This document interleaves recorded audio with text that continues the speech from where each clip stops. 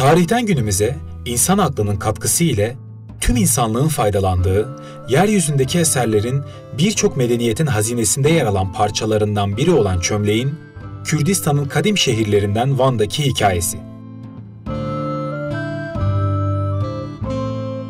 Çömlekçilik, toprağın ya da asıl olarak killi toprağın çeşitli aşamalardan geçirildikten sonra şekillendirilip kullanılmak üzere çeşitli eşyalar üretilmesine denir.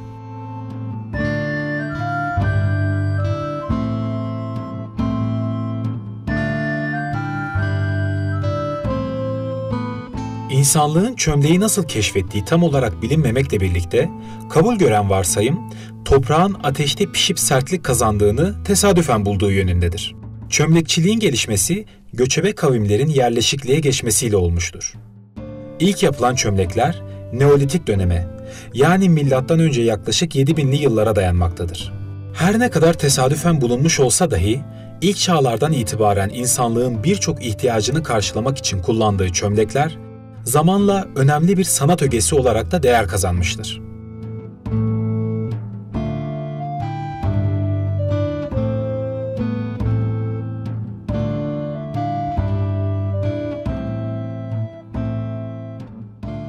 Van'ın Bardakçı, Zever köyünde çömlekçilik sanatını kendi çabasıyla öğrenip yaşatmaya çalışan, yuvarlak çevrilebilir bir yöntem turnet ve neyi nasıl yapacağını bilen bir çift el.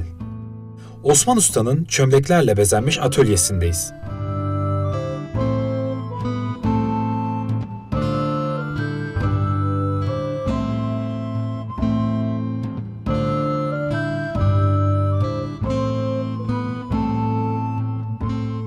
Köyünün yeşil yumuşak toprağında form bulan Zever çömleklerinin hikayesini bir de ustadan dinleyelim.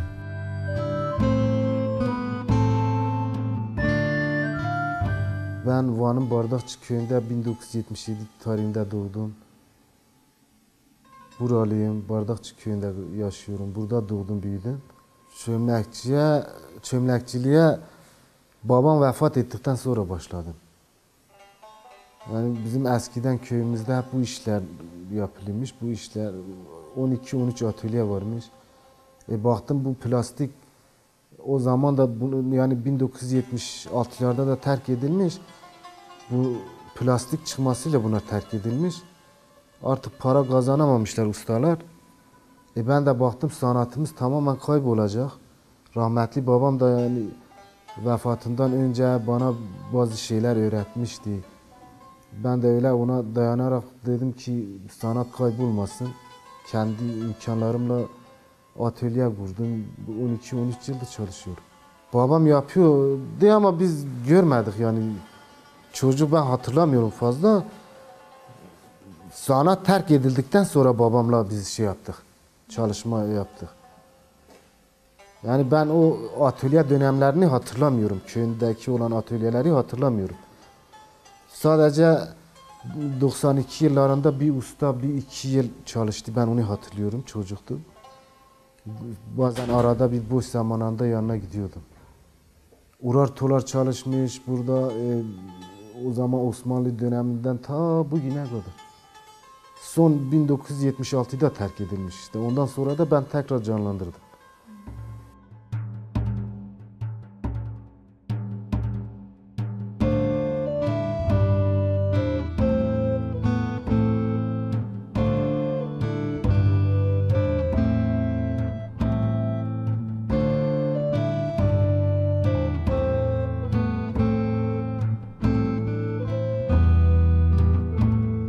Daha önceleri genelde kadınların evde gerçekleştirdikleri üretim, teknolojinin gelişimiyle birlikte artık el değiştirip erkeklerin domine etmeye başladığı profesyonel bir meslek haline geliyor. Bugün Bardakçı köyünde olduğu gibi. Çamur, kolaylıkla elde edilen ham maddelerin en eski ve en kullanışlı olanıdır. Yumuşakken kırılmadan biçimlendirilebilir. Süzülmüş çamura elle veya çömlekçi çarkından geçirilerek çeşitli ölçülerdeki kalıplara dökülüp form kazandırılmaktadır.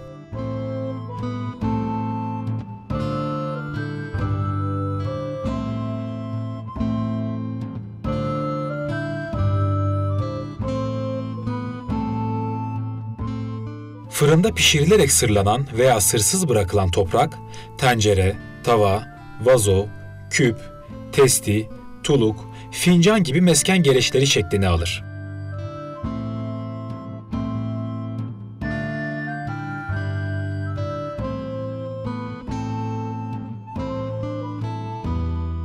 Bugün kullandığımız mutfak malzemelerinin birçoğunun kaynağında kil var ve bu yeni bir alışkanlık değil. Kil, insanlığın en eski yapı malzemelerindendir. Çömleklerin elle yapımında uygulanan temel yöntemler çimdik, fitil, levha ve modeldir.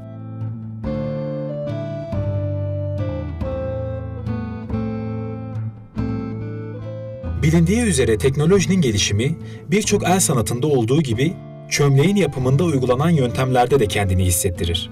Elle işlem gören çamurun form halindeki dokunuşunun seri üretilen fabrikasyon eserlerde farklılaştığı görülür.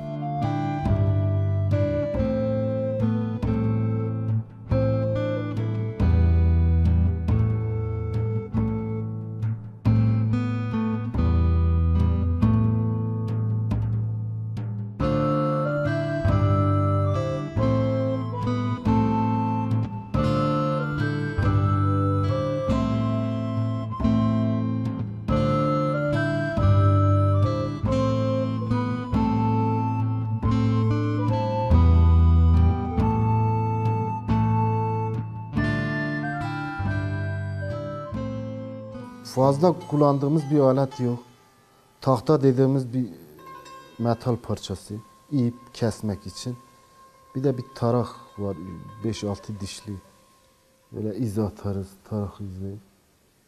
Başka da herhangi bir malzeme, çar ayakla dönen var. Bir de şimdi son zamanlarda elektrikli olan tornalar çıktı.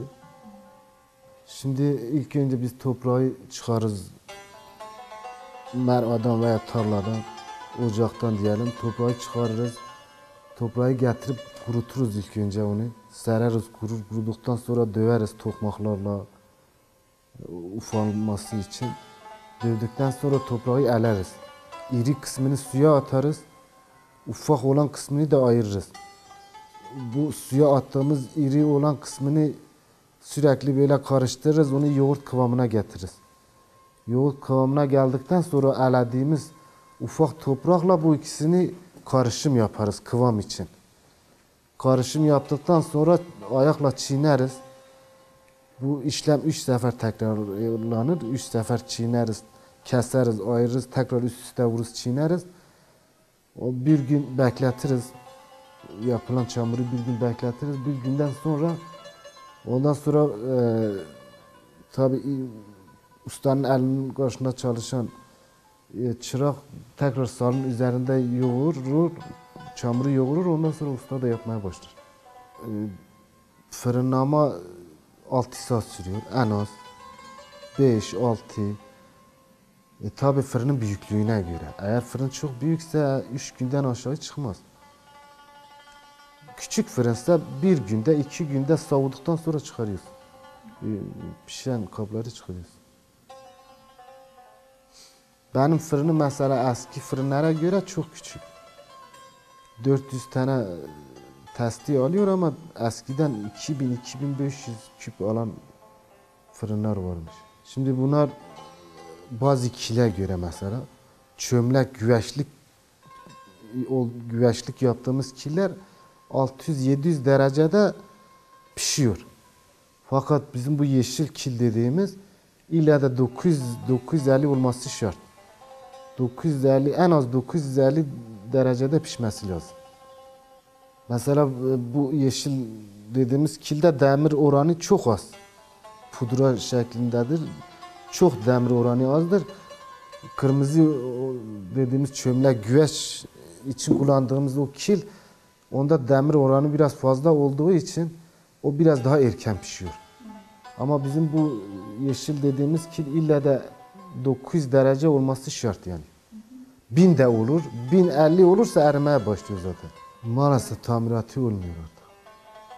Yani pişen bir kilin çatladıktan sonra tamiratı olmaz. Mümkün değil, olmaz. Bir nevi bir cam gibidir o. Ama mesela tamiratını yaparsın, göze görünür, sağlam görünür ama kullanılmaz. Hani hiçbir şey onu tutturmaz. Eskisi gibi olmaz.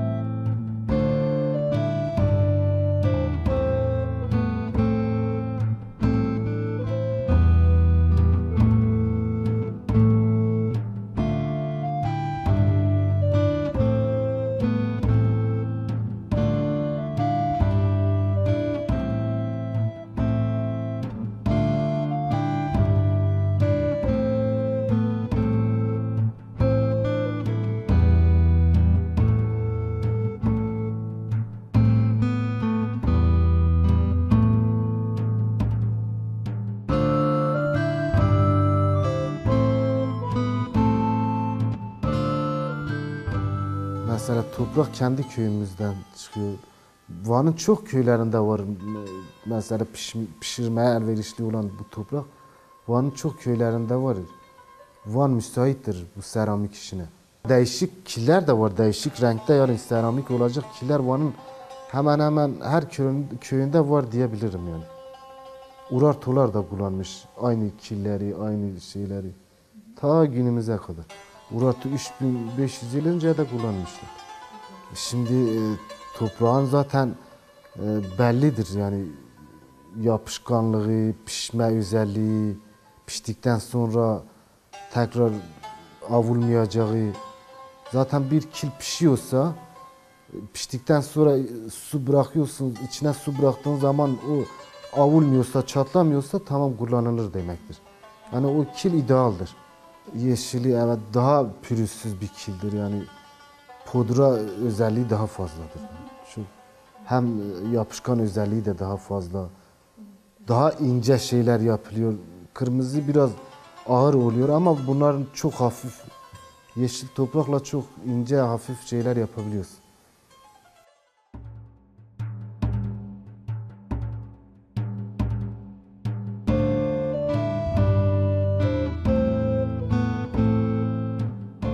Toprağın bir takım işlemlerden geçirildikten sonra şekillendirilmesiyle oluşan ve binlerce yıl bozulmadan kalabilen çömlekler, kağıt ve işlenmiş deri kullanımından önceki belgeleri aynı pişirme işlemi kullanılarak kil tabletlerle günümüze kadar bozulmadan getirmiş ve geçmişte yaşayan toplumlar hakkında bilgi edinmemizi sağlayan önemli bilimsel kaynaklar haline gelmiştir.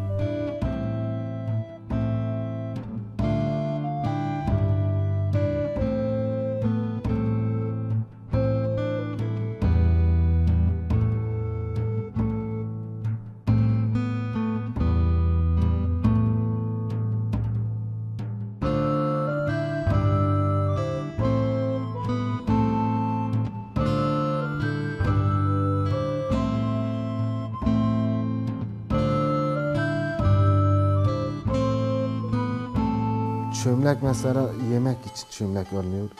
Küp peynir için, tereyağı için, kavurma için, turşu tutmak için. Eskiden hep bunları kullanıyormuşlar. Yayık, tereyağı için yayık, biz tuluk diyoruz. Fazla süs eşyası yapmıyorum. Eskilerde hani burada peynir küpü, su testisi, tereyağı için yayık, bunlar daha fazla satıldığı için ben de insanları diyorum ki yine peynirlerini, sularını bundan içsinler. Yoksa süs eşyası yaparım, her çeşidini yaparım. Benim de niyetim insanlar bunlara geri dönsün. Sağlıklıdır çünkü sağlık açısından. Kavurmasını, balını, mesela bunlara bal, kavurma, zeytinyağı, tereyağı, her şeyini eskiden bunlarda muhafaza edilmişler. Suda da kirici süzüyor, testinin suyu. Şurup gibi su çıkarıyor. Var olan modeller de var, bana ait olanlar da var. Eskiden gördüğüm şeyleri de bazen yapıyorum. Yani çoğunluk benim çalışmam eskiden gördüklerimi yapıyorum. Bazı ustalara soruyorum. Eski ustalar mesela daha şu anda köyümüzde var. 70-75 yaşlarında. Onlara soruyorum. O dönemde nasıl çalışmışlarsa ben de öyle o şekil on gibi çalışıyorum. Benim tamamen el emeğidir. Mesela benim çarkım 3500 yıl önce Urar Tular döneminde nasıl çalışmışsa bu çarkım da aynısıdır. Benim fabrika işlemi hiç daha buraya uğramamış. Sadece bir torna almışım elektrikli. Bazen arada bir onunla çalışıyorum. Vallahi benim amacım eski biraz daha iyi. Fazla fabrikalaşmasın ama atölyeler olsun. Sanat eski usule göre yaşanmasını istiyorum. Zahmetli ama yine de belki de bir tarihte dönecekler yine de. Belli etmez, biz görmeyiz ama belki 500 sene, 1000 sene sonra bir baktın elektrik de yok, bir şey de yok, belki yine dönebilirler.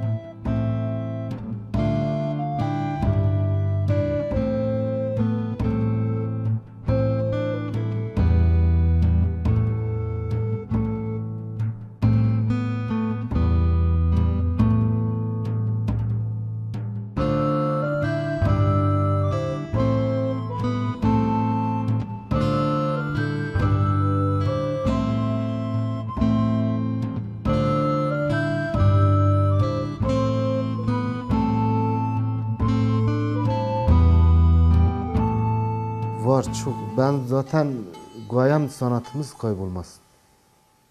Para kazanmasam dahi sırf sanat kaybolmasın diye ben de uğraşıyorum. Yani.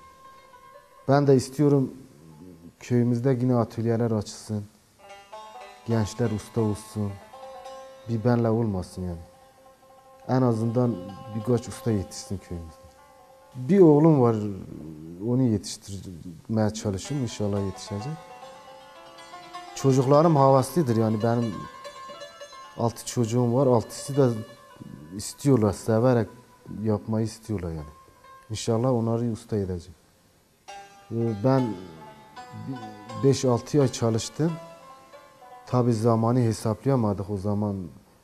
Mayıs aylarıydı. Biraz erken davrandık. Yaptığım ürünleri dışarı çıkardım. Tabi bunu biz içeride kuruduktan sonra 2 günde dışarıda bunu xerek diyoruz, xerege bırakıyoruz. Güneşe, yele daha sertleşsin ki fırında kırılmasın, içerisinde rutubet oluyor ya. Sabah çıktığımızda hepsi tamamen kırılmıştı yani. Daha demek ki hava soğuktu, rutubetli rüzgar vardı. Çiğ atmıştı gece, hep bütün emeğimiz boşa gitti. Yani daha acemi dönemlerimde çok fırın yaktım, bazısını erittim tamamen fırının içinde. 2-3 fırın erittim öyle, bazısını erken ateş veriyordum, patlatıyordum. Ta şimdi yani 10 yılda ancak bunu kıvamını tutturdum. Şimdi usta da yok bana tarif etsinler, ben de fazla usta görmemişim. Hep kendi imkanlarımla bu şeye geldim yani. Ustalar olsaydı, babam mesela rahmetli yanımda olsaydı, babam köyde iyi ustalardan biriymiş. Olsaydı o zaten o acemi dönemimi hep orada atlatırdım. O yüzden ben çok acemilik çektim. Hiç de pes etmedim yani. İlla da dedim bu işi devam ettireceğim. Sadece bu sanatla ilgili değil. Bütün el sanatlarına yetkililer değer versinler. Budur, semerciliktir, ahşap işlemedir. Bunun gibi onlarca sanatlar var. Çoğu kayboldu divanda. Semavardır, gümüştür, kilimdir. Yetkililer el atsınlar, atölyeler açsınlar. Gençler çalışsın, usta olsun. İlerisi için sanat unutulmasın yani. Tek ben yapıyorum bu işi. Ben de yapmasam tamamen unutulacak. Yetkililer buna bir çare bulsalar, atölyeler açsalar, hem gençler çalışır, Hem de usta yetişirler, usta olurlar, sanat da kaybolmaz. Ben bunu diyorum yani, bunu demek istiyorum.